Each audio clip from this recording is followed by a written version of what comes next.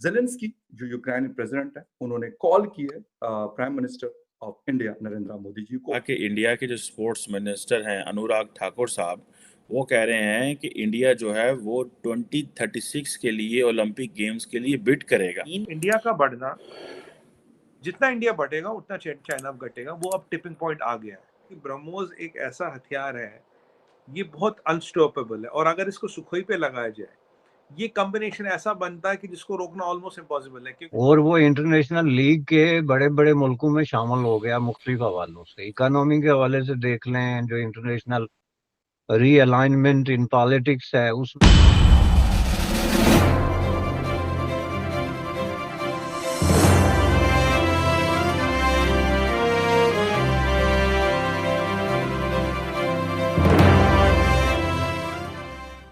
Zelensky जो Ukraine president है, उन्होंने कॉल की है prime minister of India Narendra Modi ji को और उनसे हेल्प मांगी है कि आप अपना रोल प्ले करें। बाकायदा अब उन्होंने ट्विटर पे लिखा है कि मैंने नरेंद्र मोदी जी प्राइम मिनिस्टर ऑफ इंडिया को कॉल की और उनसे मैंने रिक्वेस्ट की है कि सर आप रोक सकते हैं, आपकी बात शायद वो मान जाएंगे।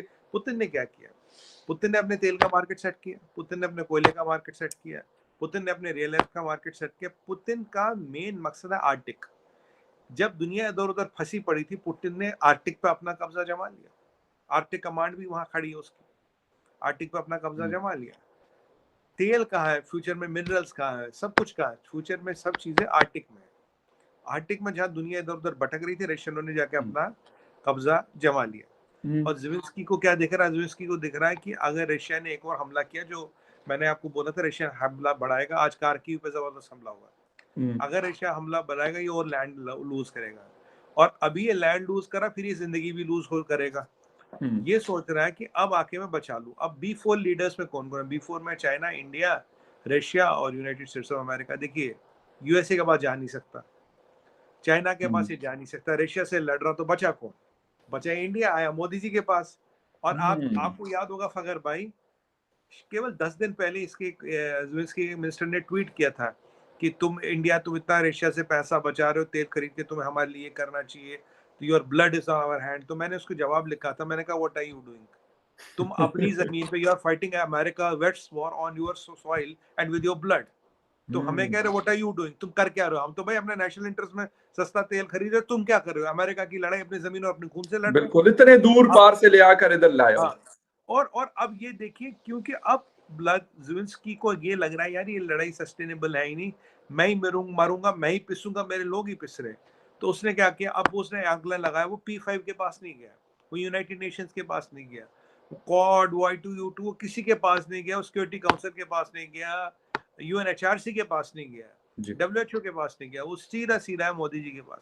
उसे पता कि मोदी जी के कहने पे पुतिन ने लास्ट टाइम जब पुतिन न्यूक्लियर वेपन्स की धमकी दे रहा था, तब मोदी जी ने बात की थी। तब ये ऑफिशियल CIA का डायरेक्टर कहता है कि मोदी जी के कहने के बाद Putin did not consider the use of nuclear weapon. China ने कहना शुरू कर दिया कि वो रेडी है टू वर्क विद इंडिया, ताकि वो to improve ties with India.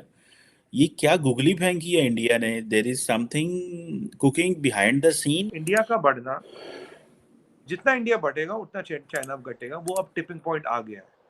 India will grow in future at the cost of China. I have no remorse in admitting this, because जितनी इंडस्ट्री वहां से आ रही, 1000 कंपनियों का हमारे साथ MOU हो गया, who want to move business to India. That is almost work in progress.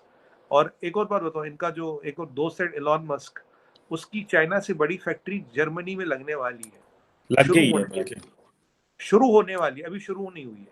नहीं, एक तो लग गई है ना। हाँ, फैक्ट्री लग गई है, मैं कह रहा लगने वाली लग गई है। पर अगर वो फैक्ट्री शुरू हो गई और उसका चाइना से ज्यादा प्रोडक्शन हो गया, तो एलॉन मस्क भी चाइना से फारिग हो जाए। कोविड का उन्होंने जो B7 बोला था, B7 was to scare the whole world. आपने देखा दुनिया के स्टॉक एक्सचेंज गिरे, हमारा भी स्टॉक एक्सचेंज थोड़ा गिरा।